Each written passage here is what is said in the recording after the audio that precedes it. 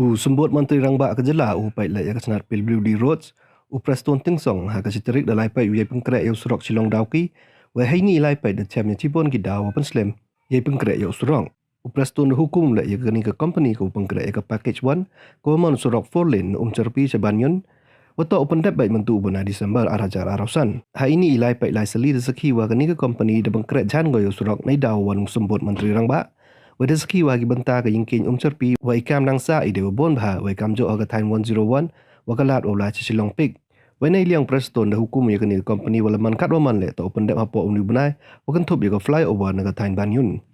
kat kamu ong Prestone ki da warap to ichim kti ai thau wa i wan ha ka package 1 to okria agi yi wa em ha ki thau wa la usurok wa kan thup ya ki pipe ga silong greater water supply ki trot boarding wa ki bide wa penwin The kanawan ay liang company da kular ga open dep surok 4 lane hapo uni bunai baga package 2 hadok package 5 da bha wa pengkrek rap smart de pun bon ye krek yo ye open dep hapo December arja around ru लेकिन उसमें यह 10 दिन का जो उसका setting time है वो थोड़ा सा एक्स्ट्रा दिया जाएगा सर जो प्रो स्लैब है प्रो स्लैब के ऊपर यूज करने के लिए एटलीस्ट जो हमारा